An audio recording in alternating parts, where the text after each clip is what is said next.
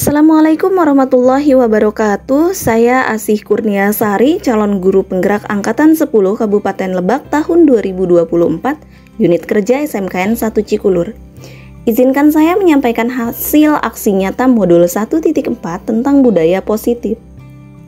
Pada kesempatan kali ini saya sudah melakukan diseminasi menyebarkan pemahaman dan penerapan kepada rekan guru tentang budaya positif di tempat saya bekerja sebagai salah satu pemenuhan tugas calon guru penggerak Angkatan 10 di SMKN Negeri 1 Cikulur, Kabupaten Lebak, Banten.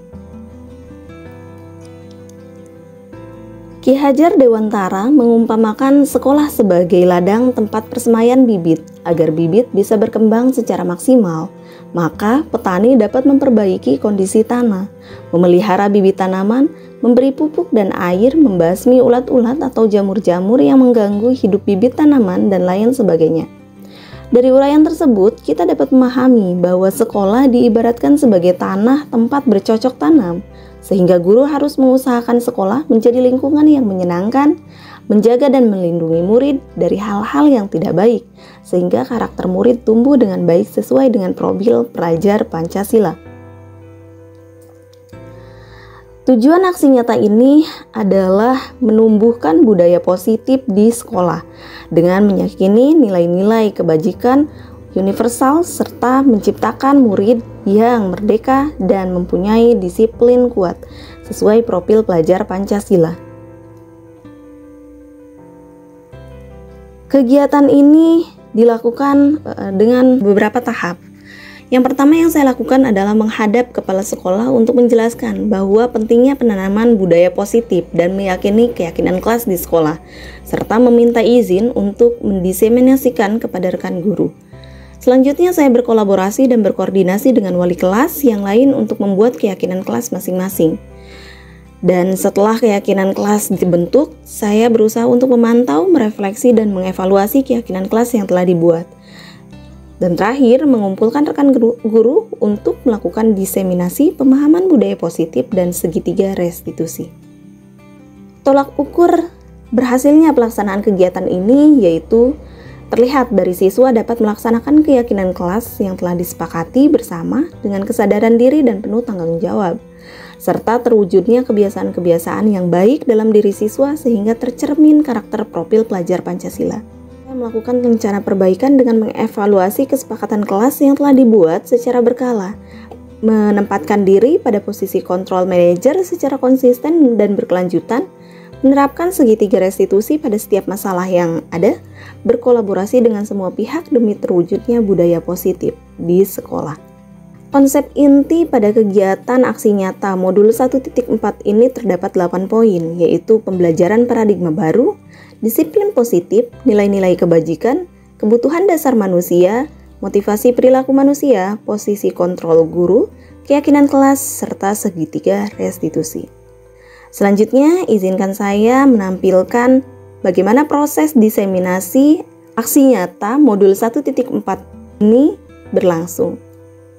Bismillahirrahmanirrahim. Assalamualaikum warahmatullahi wabarakatuh. Waalaikumsalam warahmatullahi wabarakatuh. Alhamdulillahirrahmanirrahim. Wabillahi nasta'in ala syukur dunia wa din. Wassalatu wassalamu ala asyrofil anbiya'i wal mursalin wa ala alihi wasallam. Rabbi shrah li sadri wa yassir li amri wahlul 'uqdatam min lisani yafqahu qawli. Alhamdulillahirabbil alamin. Yang terhormat Bapak Wakil Kepala Bagian Kesiswaan Bapak Ahmad Farid, FSI MPD, Bapak Wakil Kepala Sekolah Bagian Humas Pak Isanu Azam SPD, serta Bapak Ibu guru hebat semua yang saya hormati pula. Terima kasih sebelumnya telah menyempatkan waktu berkumpul di sini.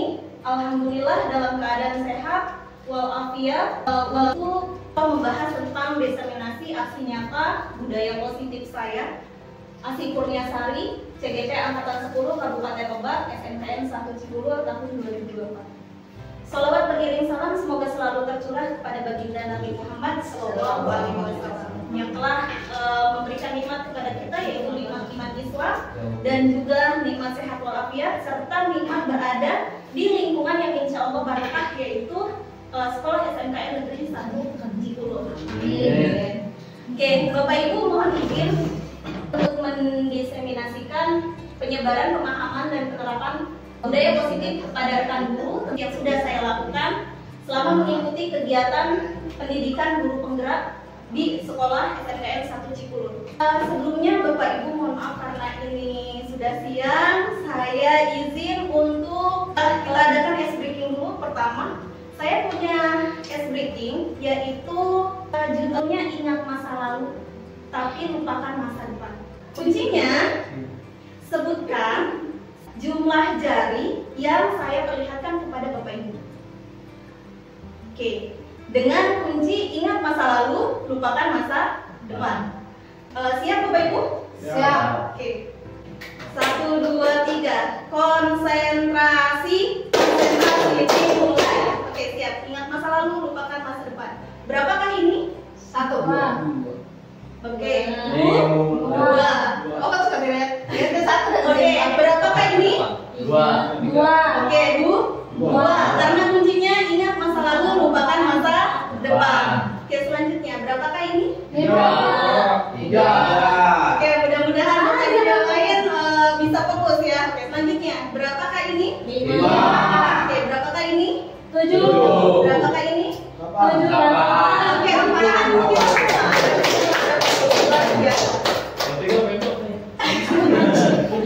Ngerti lah. Bapak pengen langsung masa depan aja. Saya mau ini angka Angka apa? 11. Angka hoki. Lagi nih. Oke, selanjutnya Bapak Ibu, konsep inti budaya positif itu ada 8 poin, yaitu pembelajaran paradigma baru, disiplin positif, nilai-nilai kebajikan, kebutuhan dasar manusia, segitiga restitusi, keyakinan kelas, posisi kontrol guru, serta motivasi perilaku manusia.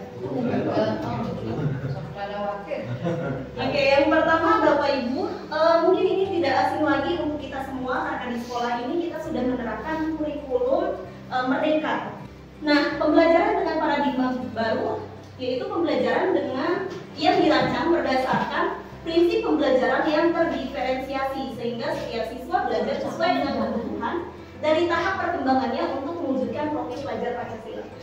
Menurut pengamatan saya rasa mulai dari penerimaan siswa baru yang dilaksanakan oleh bagian kesiswaan dan dilakukan secara bersama-sama, secara kolaborasi di sekolah kita sudah menerapkan pembelajaran terdiferensiasi, di mana di awal seleksi siswa baru kita sudah memfokuskan peserta didik untuk dikelompokkan sesuai dengan gaya belajarnya, yaitu gaya belajar kinestetik, gaya belajar visual, dan juga audiovisual.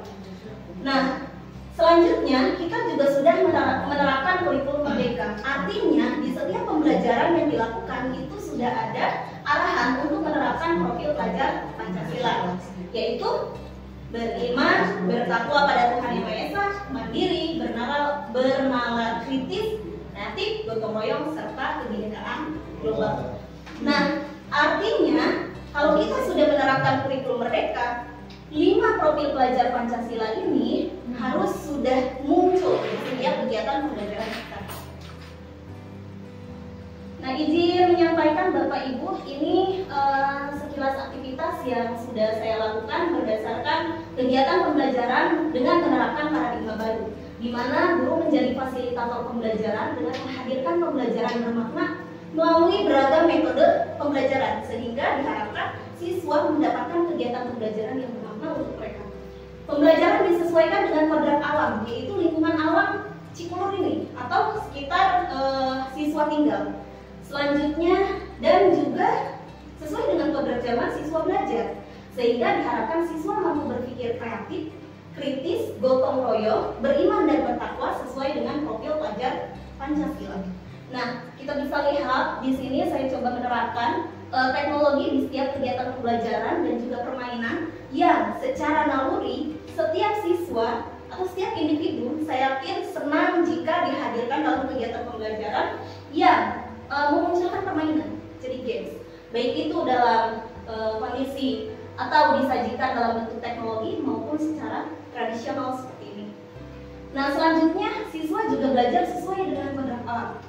karena SMKN 1 Cipulut memiliki wilayah yang saya rasa masih ada beberapa lahan yang agraris ya, yang bisa kita manfaatkan untuk bercocok tanam. Di sini saya memanfaatkan pembelajaran dengan menerapkan atau memanfaatkan kondisi lingkungan siswa. Jadi siswa diarahkan untuk mengenal lingkungan melalui pembelajaran proyek IPAS, serta mereka juga selalu diarahkan untuk mengenal teknologi. Nah, konten selanjutnya di pembelajaran paradigma baru yaitu tentang disiplin positif. Disiplin positif itu Bapak Ibu dimaknai sebagai suatu yang dilakukan seseorang pada orang lain untuk mendapatkan kepatuhan. Kita cenderung menghubungkan kata disiplin dengan ketidaknyamanan.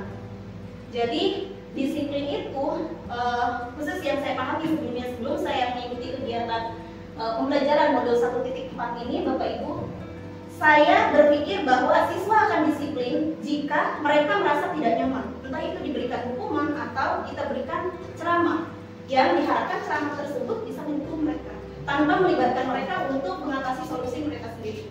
Nah, Bapak Ibu, sebagai pendidik, tujuan kita adalah melahirkan murid yang disiplin dalam diri mereka sendiri.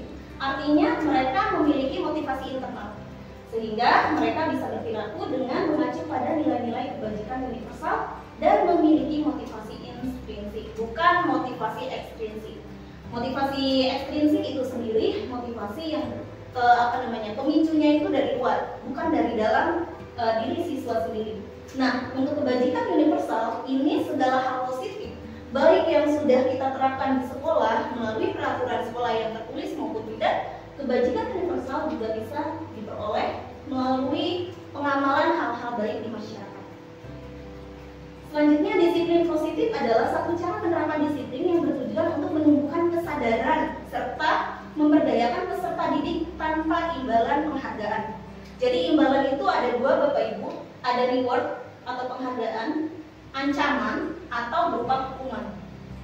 Nah, contoh di sini ada ini permainan sepak bola ya, ada siswa yang bermain sepak bola, biasanya bapak-bapak senang juga ini di waktu sekolahnya ataupun sekarang mungkin masih ya. Bapak Isan sama Rijal ini ya. Isan senang main engklek. Gatrik. Oh, gatrik. Nah, di sini ada mohon maaf saya izin menggunakan nama Pak Isan. Oke, yang gagal ini. Nah, selanjutnya ada Pak Rijal yang fokus ya. Kebetulan bajunya juga sama ini. Oke, di sini Pak Isan bergumam dalam hatinya, aku harus menang karena akan dapat hadiah dan tidak dihukum. Nah, sedangkan Pak Rijal main bola itu menyenangkan ya, apalagi kalau menang, artinya kemampuanku meningkat. Nah, menurut Bapak Ibu, yang Pak Isan ini motivasi intrinsik atau ekstrinsik? Oke, ekstrinsik. Baik, karena di sini ada hadiah dan tidak dihukum. Jadi kalau tidak menang dia ada konsekuensi atau hukuman ya, berupa hukuman. Sedangkan Pak Rijal ini motivasi ekstrinsik atau intrinsik? Oke, intrinsik, karena dia merasa bahwa bermain bola itu menyenangkan, hadir dari dirinya sendiri. Itu Pak Isan ya. Jadi seperti itu ya Pak Isan. Oke. Selanjutnya, nih, penerapan disiplin positif itu mengajarkan anak untuk bertanggung jawab dan menumbuhkan kesadaran diri berdasarkan nilai-nilai kebajikan, nilai-nilai yang mereka anggap itu benar dan bisa membawa mereka ke dalam keselamatan.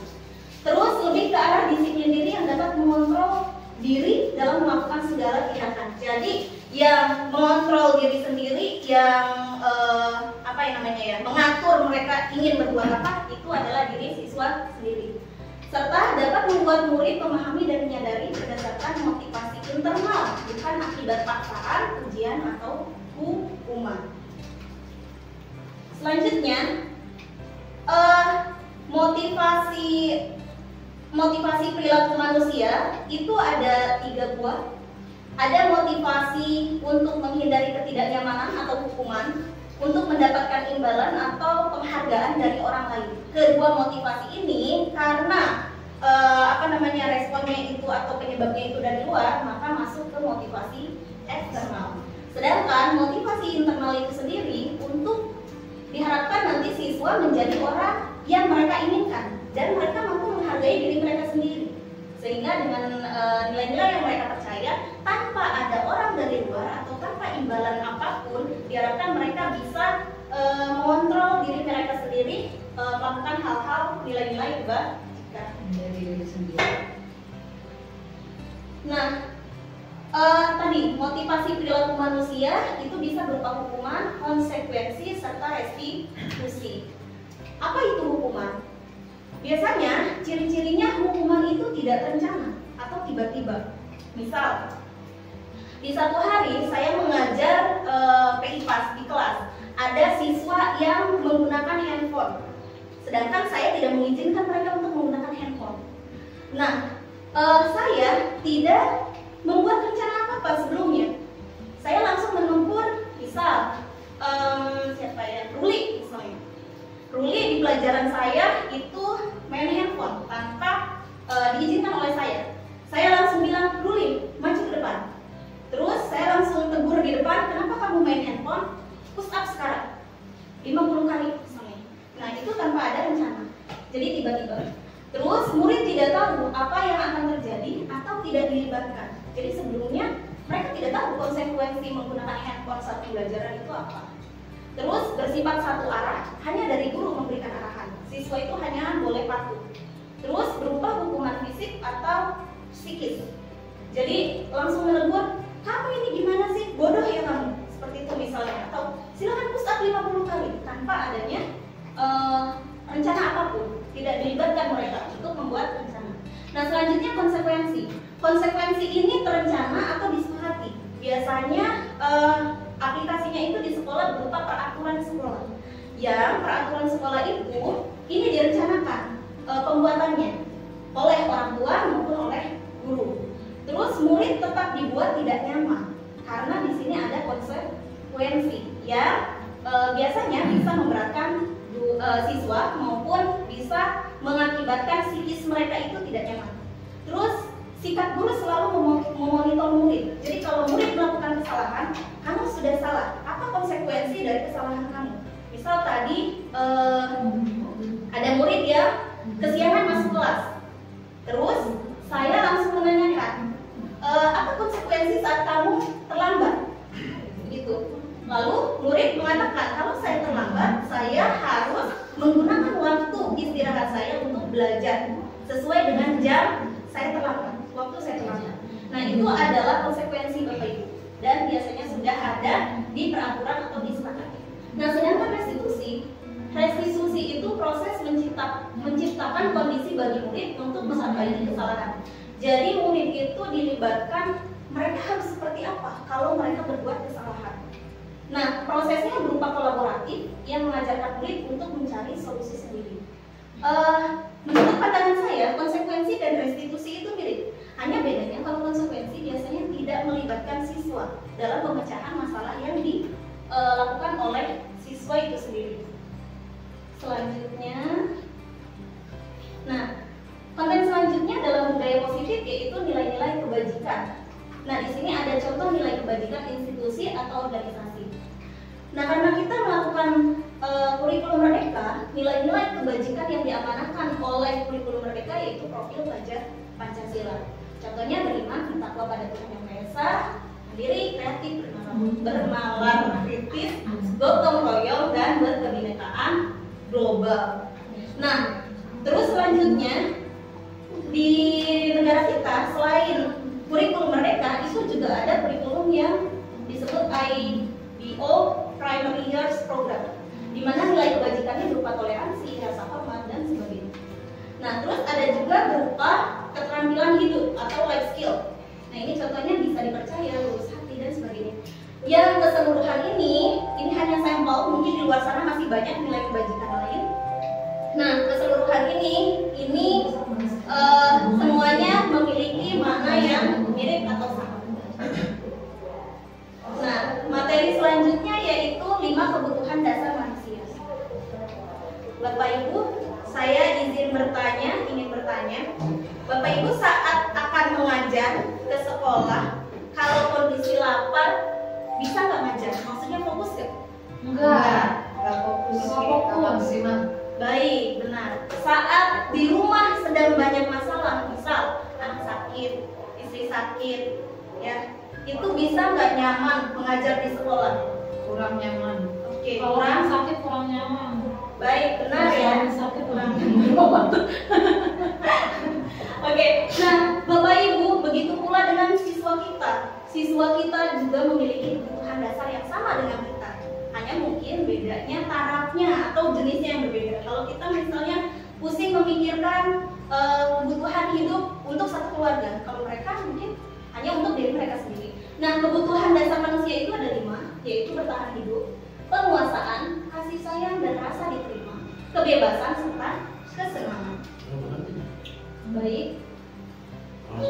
Nah, kebutuhan dasar manusia itu adalah segala sesuatu yang kita lakukan untuk mendapat apa yang kita inginkan, sehingga nanti saat kita melakukan sesuatu kita merasa siap untuk menerimanya. Seluruh tindakan yang kita lakukan memiliki tujuan tertentu, dan semua usaha terbaik yang kita lakukan adalah dalam rangka agar kebutuhan dasar kita terpenuhi. Nah, jadi 5 kebutuhan dasar manusia itu penting untuk dipenuhi agar kita sebagai manusia bisa hidup secara sehat dan bahagia. Nah, ini 5 kebutuhan dasar manusia. Yang pertama, bertahan hidup. Hal ini berkaitan dengan makanan, pakaian, tempat tinggal, keamanan, dan kesehatan. Izin sharing Bapak Ibu, saya memperhatikan beberapa siswa. Ada kasus di kelas saya, di kelas 10 TP2, siswa tersebut sering tidak masuk, atau walaupun dia masuk, saat di kelas itu lesu, ngumpul meja, gitu, belajar. Nah, saat saya tanya, kenapa? Secara personal, ternyata kebutuhan bertahan hidupnya ini masih perlu dipikirkan. Jadi setiap pagi dia tidak sarapan. Begitu terus, di rumah juga tinggal sendirian saja, harus mengatur rumahnya sendiri. Begitu, sehingga dia tidak nyaman merasa di sekolah. Nah, dalam hal ini kita sebagai guru harus membimbing siswa untuk menemukan solusi bersama orang tua mereka juga. Nah, yang kedua, kasih sayang dan rasa diterima. Nah, ini kita juga perlu mendapatkan rasa diterima, dipedulikan, berbagi, kerjasama, menjadi bagian dalam kelompok. Jadi perlu sosialisasi. Terus penguasaan diri. Nah, ini berupa harga diri, keinginan untuk dianggap, memimpin, berprestasi, diakui, serta didengar. Nah, jadi penting untuk kita juga bisa menjaga harga diri peserta didik. Saat kita akan memperbaiki laku dari seorang murid, kita perlu memperhatikan bagaimana psikologi remaja itu mampu berlaku dengan baik. Jadi kita perlu menjaga harga diri mereka. Selain kita juga harus bisa menjaga harga diri sendiri sebagai seorang guru. Terus kebebasan, di mana kebutuhan kebebasan ini berupa mandiri, mampu memiliki pilihan sendiri, mencoba hal baru, mampu mengendalikan arah dirinya. Jadi peserta didik juga perlu bebas. Mereka juga perlu diberikan pilihan untuk mendapatkan pembelajaran yang seperti apa yang mereka harapkan. Selanjutnya kesenangan, bermain, humor, antusiasme, serta tertawa. Oleh karenanya tadi di awal penjelasan ini saya berusaha untuk menyisipkan games ya, atau permainan dalam kegiatan pembelajaran. Nah, Bapak Ibu, di sini saya ingin mengidentifikasi bersama kebutuhan dasar apa yang sedang dipenuhi oleh anak pada kasus Azam ya. Saya mengambil di sini ada siswa namanya Azam, kelas 10 teknik kemesinan. Saat guru keluar kelas, ia selalu membuat kegaduhan dengan menepuk-nepuk meja. Pernah mengalami seperti ini? Pernah. Tapi bukan ini semua Azam ya. Azam aja ya. Ajam Wisan. Namanya Azam aja ya. Iya, sebenarnya itu. Nah ini Ajang bubur. ini saya ambil di pengalaman kegiatan pembelajaran saya sebelum saya mengikuti pelatihan CGP. Jadi kalau saya keluar sebentar aja, itu ya udah nempuk-nempuk meja. Ada yang siswa juga ada yang di atas kursi, terus ada juga yang di atas meja. Seperti itu, gaduh sekali ya. Nah, tingkahnya membuat Pak Irfan bingung dan sering menegurnya. Ada beberapa kemungkinan jawaban yang diberikan oleh Azam. Nah, identifikasi kebutuhan yang ingin dipenuhi oleh Azam jika respon Azam sebagai berikut. Bapak Ibu mohon izin untuk mengakses website Menti www.menti.com. Benar ya? Jadi ke B. Oke, Bapak Ibu. Supaya sebenarnya kita tahu. Terakhir, kalau belum makan, aku nggak bisa konsentrasi. Bertani Kalau nggak dulu. pukul meja. Jadi karena dia lapar, pukul meja. Tuh ya, yang mana tuh?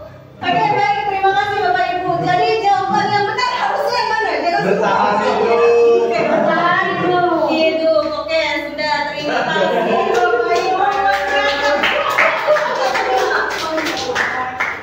Lanjut ya. Pantas ngomongin gue.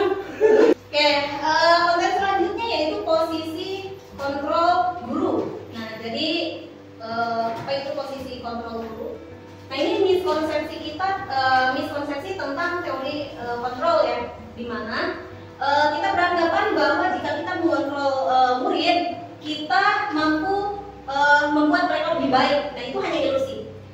Ilusi penguatan positif, efektif dan bermanfaat, kritik, menghukum dan membuat rasa bersalah mampu menguatkan karakter murid serta orang dewasa berhak memaksa. Ini semua ilusi. Nah, selanjutnya, posisi kontrol guru itu ada 5, yaitu penghukum, pembuat rasa bersalah, sebagai teman, pemantau serta manajer. Di mana ciri dari penghukum biasanya seorang guru memberi hukuman untuk mengendalikan peserta didik. Hukumannya bisa berupa fisik maupun verbal atau psikis ya. Terus penghukum sebagai kontrol negatif karena dia memberikan hukuman secara tiba-tiba gitu, serta dapat berdampak negatif pada peserta didik. Pembuat rasa bersalah ini cirinya misalnya Bu Wardah, ada siswa yang bersalah atau saya sendiri ya pernah melakukan ini. Saya ingin menjadikan siswa memiliki sikap positif dengan mengarahkan mereka menggunakan suara yang lembut biasanya, terus memelas, halus gitu ya, bahasa tubuhnya lesu sehingga peserta didik merasa bersalah. Nah, dampaknya apa? Murid itu akan memiliki penilaian yang buruk tentang diri mereka sendiri, sehingga mereka menganggap dirinya itu nggak berharga karena sudah membuat orang lain kesulitan begitu. Nah, posisi kontrol pembuat rasa bersalah ini lebih bahaya daripada penghukum begitu, karena yang kena bisa psikisnya secara langsung dan termasuk posisi kontrol yang negatif. Nah, yang kedua sebagai teman, cirinya guru biasanya membangun hubungan dekat dengan peserta didik, membuat peserta didik itu dekat secara emosional, terus bersuara layaknya teman, ada guyon biasanya sama humor. Nah, ini biasanya dilakukan oleh guru yang memang terlihat friendship ya, maksudnya bisa dekat sekali dengan peserta didik. Hati-hati jangan sampai terlibat ya, menjadi guru yang memposisikan diri sebagai teman. Nah, guru sebagai teman di sini dapat bersifat negatif dan juga positif. Jadi tidak selamanya negatif begitu. Bersifat negatif saat guru tidak bisa membantu murid, lalu murid itu kecewa, jadi nggak mau ngikutin arahan dari guru lagi gitu. Teman ini gurunya jadi nggak usah didengerin lah. Kalau positif, siswa itu bisa memiliki hubungan yang dekat dengan guru sehingga mereka bisa mampu lebih terbuka terhadap masalah yang mereka hadapi. Nah, ini posisi pemantau. Jika kita sudah memixkan posisi teman sama pemantau, ini kita akan dekat bisa menjadi manajer. Gitu Bapak Ibu. Ciri dari pemantau, guru mengontrol murid berdasarkan peraturan dan konsekuensi. Yang saya perhatikan dan pengalaman saya pernah melakukan posisi pemantau sebagai teman, penghukum dan juga rasa bersalah. Jadi keempatnya pernah saya lakukan. Nah, di mana pemantau ini tadi ya mengandalkan perhitungan catatan daftar cek. Jadi biasanya kalau siswa melakukan kesalahan itu ada tulisannya. Gitu. Di tanggal sekian, jam sekian kamu melakukan kesalahan apa. Nah, posisi kontrol pemantau ini dia bersifat positif karena murid mampu memahami konsekuensi yang harus dijalankan karena telah melanggar salah satu peraturan sekolah. Nah, yang terakhir yaitu manajer. Nah, ini adalah posisi kontrol yang secara teoritis di modul 1.4 adalah yang ideal dijalankan oleh guru. Jadi guru itu berbuat sesuatu melibatkan peserta didik, sehingga peserta didik diharapkan memiliki motivasi internal sehingga mereka mampu menemukan solusi sendiri terhadap masalah yang mereka hadapi. Seperti itu. Nah, ini tadi cirinya ya. Hukum misalnya ada seorang siswa yang terlambat. Kamu terlambat, kenapa? Push up sekarang 20 kali begitu, tanpa mereka dilibatkan. Membuat rasa bersalah. Kata-kata yang keluarnya lembut tapi nyelkit. Contoh, Adi, kamu ini bagaimana ya? Kamu sudah berjanji kan dengan ibu tidak akan terlambat lagi. Kamu kenapa ya senang sekali mengecewakan ibu? Jadi membuat siswa itu kecewa dan tidak berharga. Nah, kalau sebagai teman, ini contohnya, ada seorang murid dia melakukan kesalahan, lalu sudahlah, gak apa-apa, kali ini dimaafkan. Tapi nanti jangan sekali-kali melakukan hal yang sama, tapi dengan nada dan sikap humor seperti itu. Jadi kayak ke teman. Nah, kalau pemantau selalu menanyakan sanksi dan konsekuensi. Sedangkan manajer selain memberitahu sanksi dan konsekuensi, siswa juga dilibatkan untuk membuat rencana atau menyimpulkan sendiri solusi apa yang akan mereka berikan pada masalah yang mereka hadapi. Bapak Ibu, mohon maaf satu kali lagi untuk mengakses Mentimeter. Sanksi atau konsekuensinya apa yang harus dilakukan? Nah, posisi kontrol guru sebagai apa? Hukum, membuat rasa bersalah, sebagai teman, pemantau atau manajer. Aduh, OMG. Let's see it.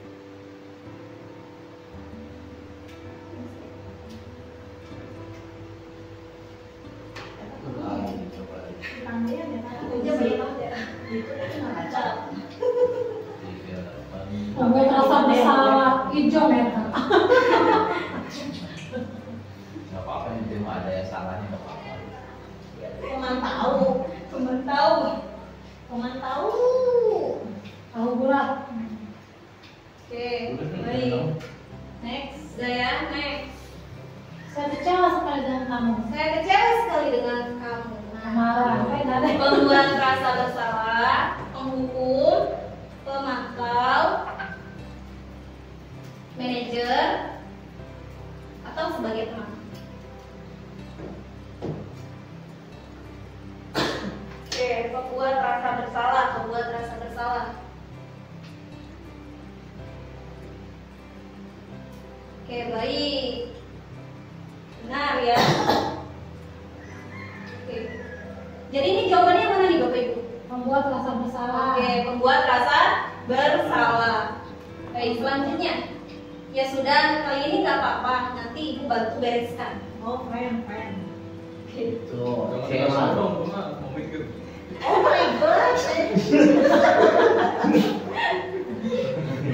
friends. Oke. Besti. Lebih atas posisinya daripada teman ya. Guru sebagai besti. Wow, ini ya TTM. Apa kiranya? Aduh. itu tuh benar. Next, selanjutnya. Jadi ini jawabannya adalah sebagai teman ya. Ada yang satu lebih. Teman tapi musuh. Oke, selanjutnya. Jika kamu meyakininya, apakah kamu bersedia memperbaikinya? Personalia. Jika kamu memperbaiki ini, hal ini menunjukkan apa tentang dirimu? Sebagai HRD. Sebagai teman, membuat rasa bersalah, menghukum, manajer, atau Kamu nggak muncul di sini? Iya, kecil belum muncul. Kamu nama kamu tuh di sini. Oke, manajer ya.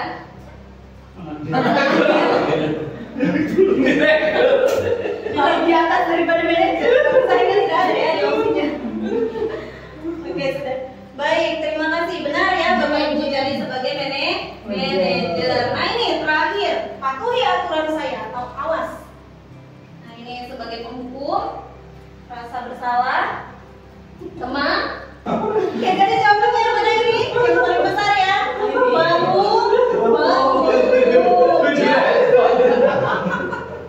Jalan jongkok. Tidak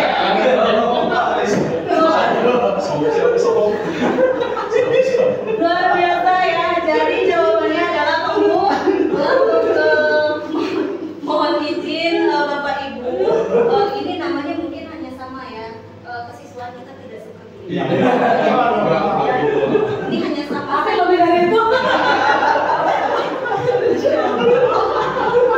Oke, sudah, terima kasih. Untung saya hadir ya. Kalau tidak hadir lebih parah nih kulinya. Ya Allah. Sakit tapi hati dulu. Di depan orangnya bukan di belakang. Terima kasih Bapak Ibu. Tadi saya lihat untuk posisi kontrol guru dan juga kebutuhan dasar manusia semua kita sudah sepaham ya. Nah selanjutnya kita akan membahas tentang keyakinan kelas. Mengapa keyakinan kelas bukan peraturan kelas? Kalau peraturan kelas biasanya itu ada bahasa atau kalimat negatifnya dan juga biasanya cenderung satu arah. Nah, mari kita jawab bersama. Nih, di kelas teknik penulisan itu biasanya kan kalau misalnya mau praktek ya, Pak Adi, Pak Isan ya. Nah, itu wajib tidak siswa memakai APD, alat pelindung diri? Oke, wajib. Kenapa? Bapak Ibu semua. Untuk keselamatan. Oke, untuk keamanan. Nah, waktu COVID, sekolah kita juga memiliki peraturan bukan hanya sekolah ya, tapi seluruh dunia rasanya harus menggunakan masker saat COVID-19. Kenapa? Disuruh Untuk pemerintah. keselamatan. Nah, selanjutnya Bapak Ibu, keyakinan kelas memiliki peran yang lebih kuat dalam motivasi perilaku positif. Hal ini karena keyakinan kelas didasarkan pada nilai universal. Jadi bukan hanya di satu wilayah, tapi semua wilayah juga meyakini hal tersebut benar. Seperti keselamatan dan kesehatan. Tadi ya di dua kasus tadi diakui secara luas oleh semua orang tanpa memandang latar belakang budaya, agama atau bahasa. Nah jadi saat COVID, semua warga dunia rasanya 99% meminta masyarakatnya menggunakan masker. Jadi secara universal itu dianggap benar. Nah keyakinan kelas metode untuk menimbulkan kembali disiplin positif yang didasari oleh motivasi dalam diri siswa atau dalam diri manusia. Cirinya ini bersifat abstrak, berupa pernyataan universal dari diri sendiri, dibuat dalam pernyataan positif, tidak ada kalimat negatif. Misalnya, dilarang membuang sampah sembarangan, berarti itu tidak boleh, harus dalam kalimat positif. Itu contohnya. Jadi, buanglah sampah sembarangan. Nah, ya. Oke, sedikit saja agar mudah diingat. Jadi poinnya kita 3 sampai 7 atau 10 poin dan itu pendek sesuai kondisi kelas dan sekolah. Semua warga kelas atau sekolah harus terlibat. Ini yang paling penting. Termasuk siswa harus terlibat dalam membentuk keyakinan kelas. Selanjutnya, ini prosedurnya mempersilakan warga sekolah atau kelas untuk berjuang pendapat, memberikan waktu untuk menuliskan keyakinan. Dalam hal ini saya menggunakan sticky note ya, mencatat semua nilai kebajikan, lalu mengidentifikasi mana yang sama, mana yang menggunakan nilai kalimat negatif. Terus mensosialisasikannya di kelas itu sendiri atau di lingkungan sekolah. Nah, bagaimana praktik pembentukan keyakinan kelas? Nah, ini yang saya lakukan. Ini hasil keyakinan kelas yang saya buat di kelas 10 APL 2. Setelah mereka membuat seperti ini ditandatangan oleh mereka, lalu mereka mensosialisasikan ke media sosial dalam bentuk desain seperti ini. Nah, ini tahapannya. Pertama, siswa berdiskusi terlebih dahulu secara kelompok, saya buat kelompok ya. Lalu setelah itu mereka menempelkan di whiteboard.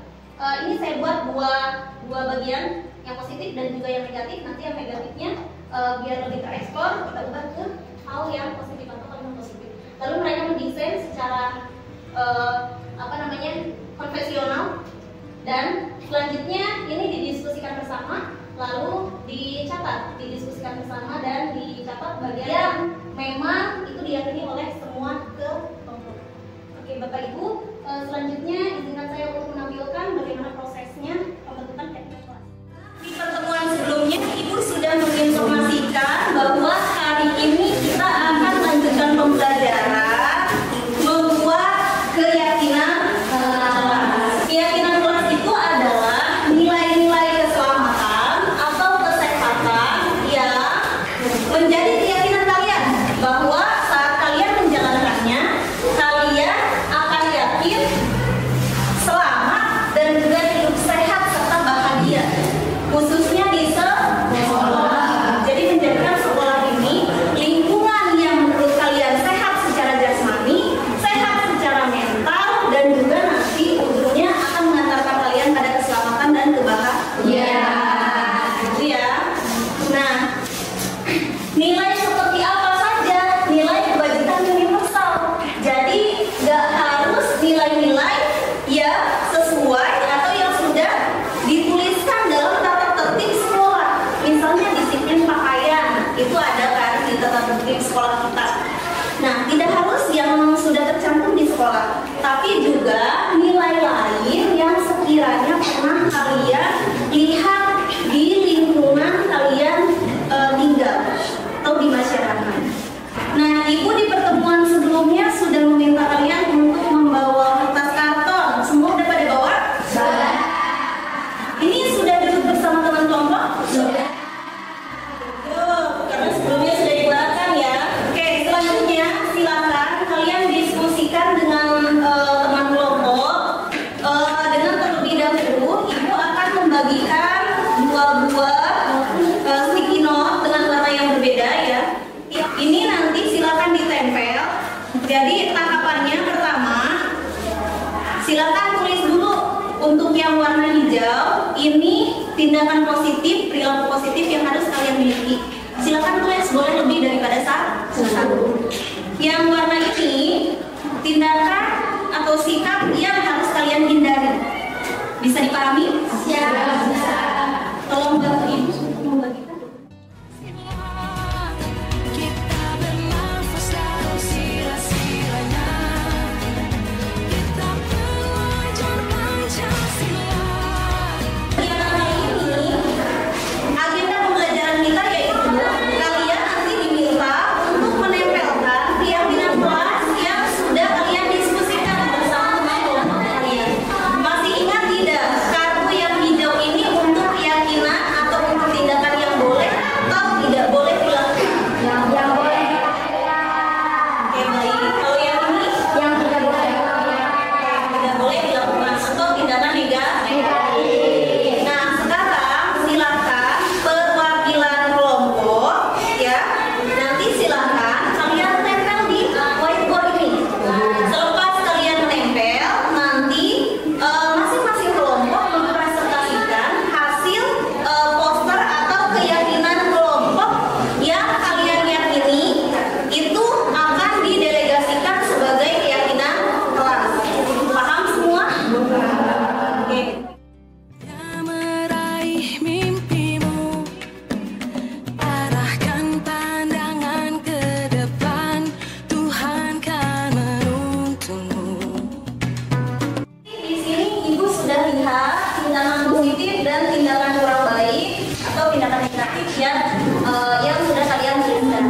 Nah, tahap selanjutnya kalian sudah diskusi secara kelompok, maka sekarang perwakilan kelompok silakan kalian ungkapkan keyakinan kelompok yang mana yang sudah kalian sepakati. Nanti kita aturkan dengan kelompok yang lain ya. Paham? Paham. Oke, lalu nanti kita sepakati bersama. Oke. Baik.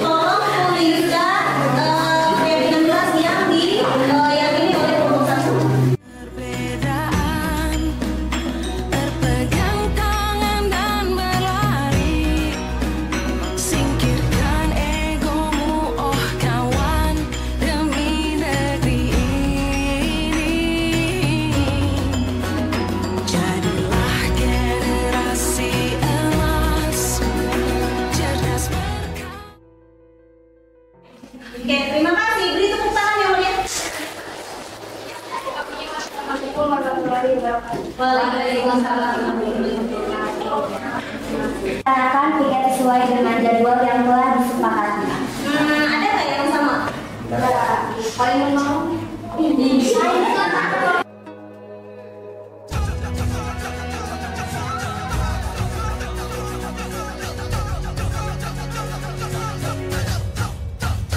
Kita belajar Pancasila, kita bernafas dalam sila-silanya.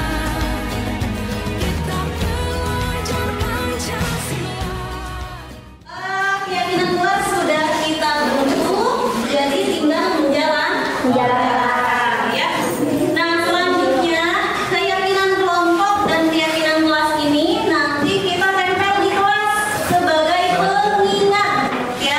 Pengingat bagaimana sikap dasar atau tindakan dasar yang kita yakini bahwa itu harus kita lakukan baik di sekolah maupun saat kalian ada di masyarakat dan di luar. Ya, oke. Terima kasih untuk pertemuan kali ini. Nanti keyakinan kelas ini tempel besok ya. Kita akhiri pertemuan kali ini. Seperti biasa, silakan KM pimpin.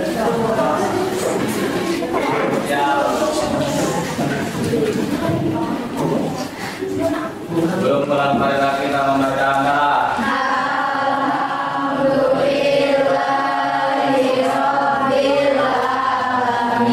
Beri salam.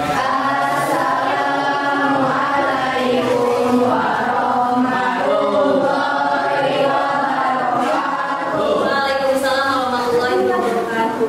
Nah, selanjutnya, konten selanjutnya di budaya positif yaitu segitiga restitusi. Nah, apa itu restitusi? Restitusi itu adalah proses menciptakan kondisi bagi murid untuk memperbaiki kesalahan mereka sendiri. Jadi mereka yang menemukan solusi terhadap masalah mereka sendiri dengan dibantu oleh guru sebagai manajer, sehingga mereka bisa kembali pada kelompok dengan karakter yang lebih kuat. Nah, dalam hal ini didasarkan pada keyakinan kelas yang sudah mereka buat baik di sekolah maupun di kelas ya. Nah, tahapan restitusi itu ada 3, ada menstabilkan identitas, menanyakan keyakinan, serta validasi tindakan yang salah. Nah, tujuan segitiga restitusi adalah membawa siswa untuk mentaati kesepakatan kelas yang telah ditetapkan, dan mereka mengakui secara sadar serta terbuka mereka itu melakukan kesalahan. Jadi kita perlu membangunkan kesadaran diri bahwa mereka itu salah begitu. Tapi tidak mengintimidasi, mengarahkan siswa menemukan solusi dari pelanggaran yang dilakukan serta membiasakan siswa berperilaku jujur. Nah, ini beberapa pertanyaan yang biasanya ada di tahapan segitiga restitusi yang menstabilkan identitas. Contohnya, setiap orang pasti pernah melakukan kesalahan. Kamu bukan satu-satunya yang pernah melakukan ini. Nah, menanyakan validasi tindakan yang salah. Contoh pertanyaannya, kamu tentunya punya alasan mengapa melakukan itu. Adakah cara yang lebih efektif untuk mendapatkan apa yang kamu butuhkan? Sedangkan menanyakan keyakinan, kita menanyakan keyakinan kepada mereka bahwa mereka harus kembali pada kesepakatan kelas sehingga nanti mereka mampu menjadi manusia yang lebih baik.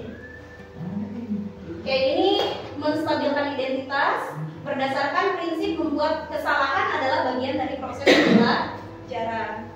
Jadi tidak langsung menjudgment, kamu salah, kamu nggak boleh ini, tanpa menstabilkan identitas mereka. Selanjutnya, berdasarkan prinsip setiap perilaku berupaya memenuhi suatu kebutuhan tertentu. Jadi kita menanyakan alasannya, kenapa kamu melakukan kesalahan, gitu. Nanti mereka yang akan menjawab. Jadi kita arahkan bagaimana caranya mereka mengakui bahwa mereka adalah melakukan kesalahan. Terakhir, menanyakan keyakinan. Kita tanyakan kembali, kita balikan kembali ke keyakinan kelas yang sudah mereka buat sebelumnya. Nah, selanjutnya di sini saya izin menayangkan 2 buah kasus tentang penerapan segitiga restitusi. Kasus yang pertama, Ridwan dan Awal terlambat mengikuti kelas.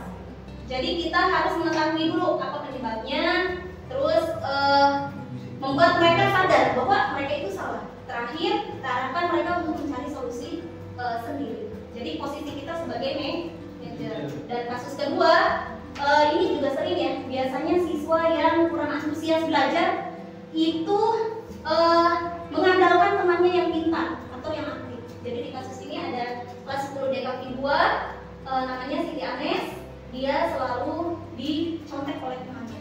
Oke Bapak Ibu, izinkan saya menayangkan video tentang segitiga restitusi.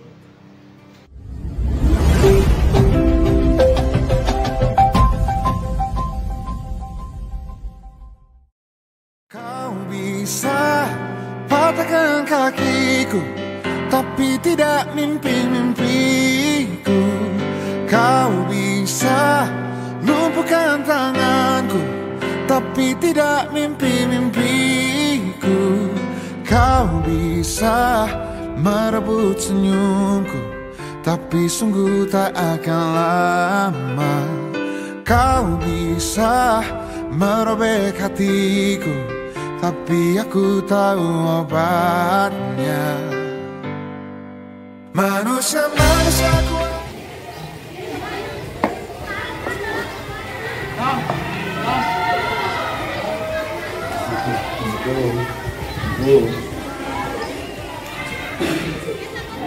Di awal sama Ridwan, kenapa baru datang? Siaran Bu. Kesianan, berarti tadi kalian tidak mengikuti upacara juga? Iya Bu. Oke, tadi sudah izin ke guru piket? Oke, sudah ya. Oke, nanti kita bahas lebih lanjut tentang apa yang harus kalian lakukan karena kalian sudah melanggar keyakinan kelas atau peraturan kelas yang sudah kalian buat sebelumnya. Oke, untuk itu silakan duduk dulu di sana. Assalamualaikum. Waalaikumsalam.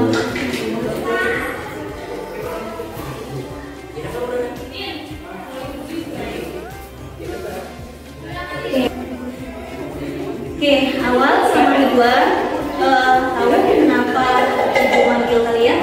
Tahu? Oke, sehat? Sehat Bu. Alhamdulillah. Kenapa ibu manggil kalian? Kalian kenapa? Oke, menurut kalian tadi salah nggak kesiangan itu? Salah Bu. Seharusnya seperti apa? Seharusnya tidak ada. Oke, kenapa kesiangan? Nggak bisa tidur. Tidur jam berapa semalam? Malam jam 1. Jam 1 malam baru tidur. Oke. Gini, ibu paham. Ibu juga waktu sekolah memang pernah ya melakukan kesalahan seperti kalian. Kesiangan ya. Tadi ibu sudah konfirmasi ke wali kelas kalian bahwa memang kalian kesiangannya bukan hanya 1 atau 2 kali, tapi beberapa kali dalam 1 bulan ini sering kesiangan. Nah, jadi memang wajar kesiangan itu manusiawi ya, maksudnya melakukan kesalahan. Ibu juga mengapresiasi kalian karena kalian sudah mengakui bahwa kesiangan itu tindakan yang tidak baik ya, tidak benar. Nah, kalian masih ingat nggak waktu semester 1 ibu kan sudah buat kesepakatan kelas, masih ingat nggak? Masih ingat. Oke, menurut kesepakatan kelas, ibu konfirmasi lagi ya, baik tidak kesiangan itu? Tidak baik. Kesepakatan kelas mana yang kalian langgar? Oke, kesepakatan kelas MM 1. Poin yang mana? Lupa. Oke, ibu ingatkan ya. Poinnya itu yaitu harus datang tepat waktu. Nah, karena kalian sudah mengakui bahwa kesiangan itu tidak baik dan kalian juga tadi sebelum masuk ke kelas ibu tadi sudah lapor belum ke guru piket? Sudah. Oke, baik, bagus sekali ya. Nah, sekarang ibu mau tanya, kalau kalian kesiangan ya artinya kan ada keyakinan kelas yang kalian langgar. Oke, seharusnya bagaimana kalian bersikap biar tidak kesiangan lagi atau mengalami kesalahan yang sama? Oke, tidak begadang. Terus apa lagi, Ridwan? Tidak melanggar peraturan sekolah ini. Tidak melanggar peraturan sekolah. Yang mana tuh? Yang kesiangan. Oke, gimana cara ininya? Apa sih namanya? Mengantisipasi Oke, tidur lebih awal. Di rumah sama siapa? Ibunya tinggalnya? Sama ibu, Hmm. bapak, ada orang Oke, kalau awal? ibu, anak-anak, kakek, ibu. Oke, kalau misalnya nih, tadi kan awal sudah berjanji ya, tidurnya lebih awal ya. Kalau Ridwan apa tindakannya biar tidak terulang? Tidur lebih awal. Oke. Oke, terus kalau tidur lebih awal berarti kan bangun harus lebih awal ya. Biar bangunnya tepat waktu gimana? Tadi kan tinggal sama. Dibangunin bu. Oke, dibangunin. Oke, kalau awal gimana? Pasang alarm terus dibangunin. Oke, pasang alarm, terus minta dibangunin ya. Jangan kan tadi sudah melanggar keyakinan kelas, yaitu disiplin ya.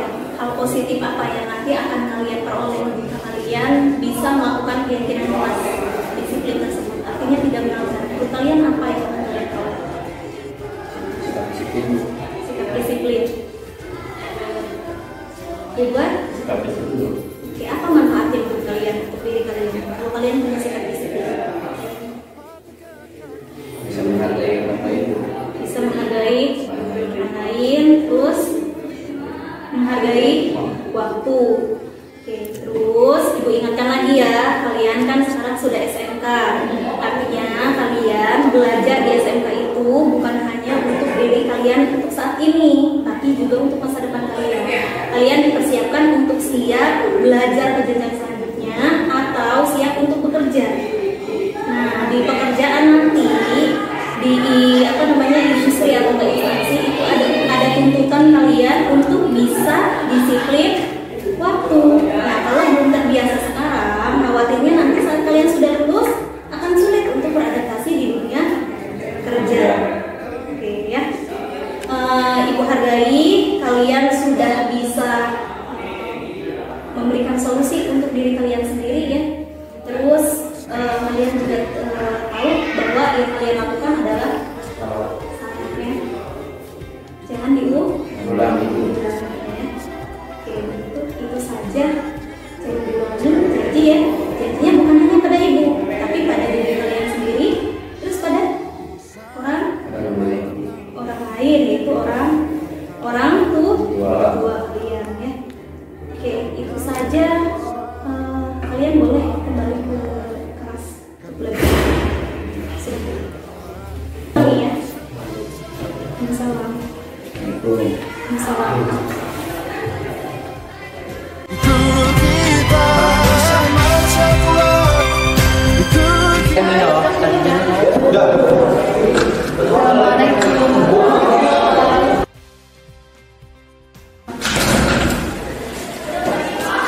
Apa kabar, Nes?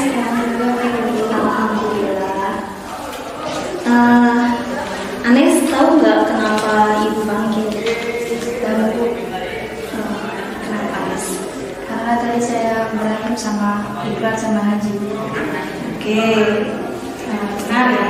Jadi tadi ibu dapat informasi dari kelas kamu, Pak Ahmad, bahwa tadi saat ibu keluar sebentar ada urusan di pelajaran ibu, kamu sempat marah-marah ya ke Ikrar sama Haji tadi ya. Oke, kenapa Nes? Saya kesel, Bu. Mereka kan teman kelompok saya. Saya ikut contek terus Bu sama dia. Saya capek-capek ngerjain, tapi dia nyontek seenaknya. Oh, begitu. Terus tadi apa yang kamu lakukan? Saya maki-maki ke mereka berdua sama saya mengebrak mejanya, Bu.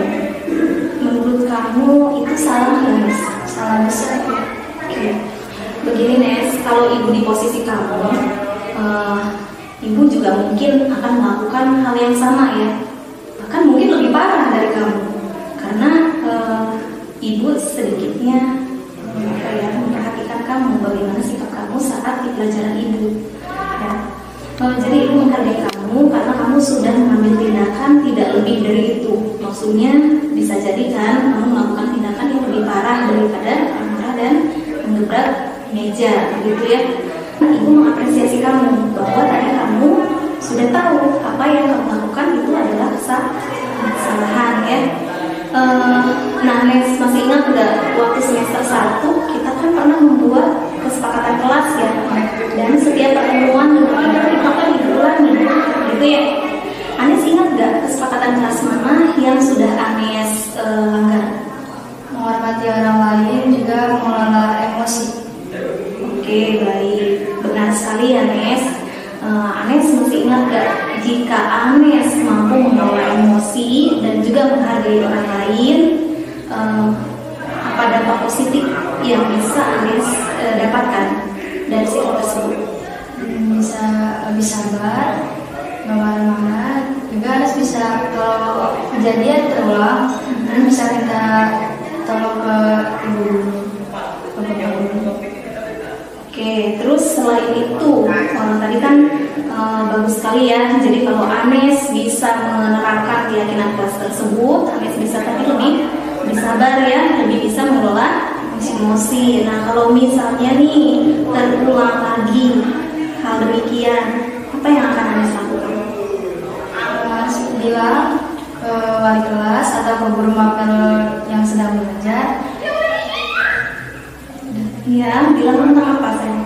Tentang Anes mengerjakan itu sendiri, teman-teman Anes nggak ikut bantuin.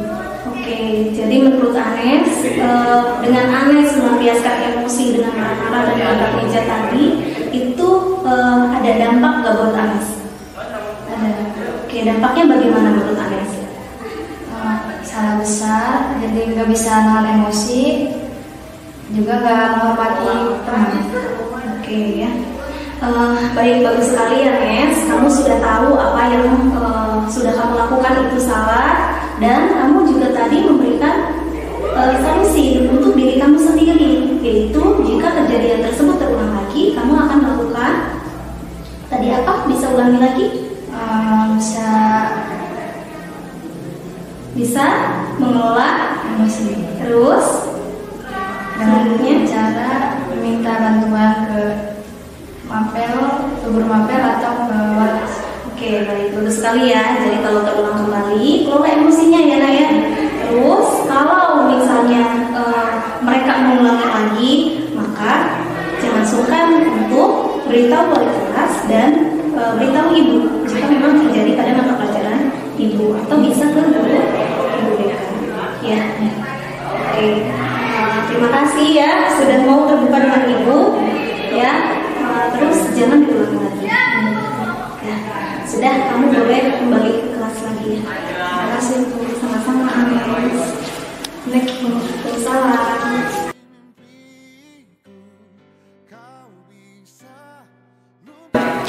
Assalamualaikum warahmatullahi wabarakatuh. Saya Waludin Dan saya Muhammad Ridwan.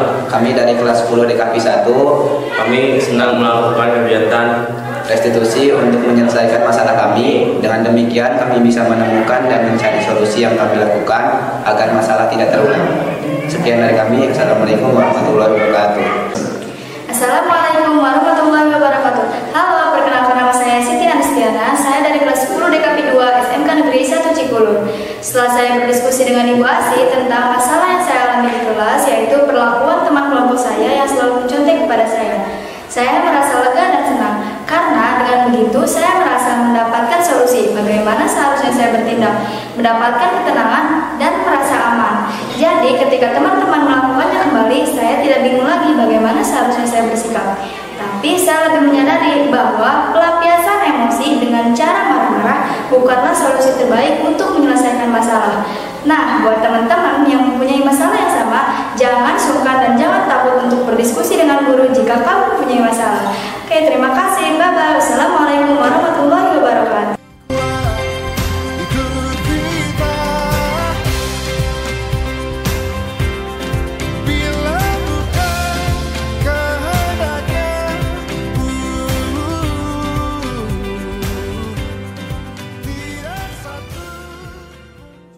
Terima kasih Bapak Ibu. Izinkan saya menyampaikan penutup. Dalam penerapan program disiplin positif, hendaknya guru memiliki standar kepribadian, profesional dan sosial yang baik. Jadi 4 kompetensi guru, di mana guru mampu merefleksikan dirinya dalam posisi kontrol saat ini. Bagaimana perjalanan dirinya sebagai among ya, jadi om peserta didik, yaitu memposisikan diri sebagai manajer yang menuntun murid-muridnya menjadi insan yang mandiri, merdeka, dan bertanggung jawab, serta memiliki karakter profil pelajar Pancasila. Oke, terima kasih dari saya. Mohon maaf jika ada kesalahan. Saya meyakini bahwa jika guru bergerak, Indonesia akan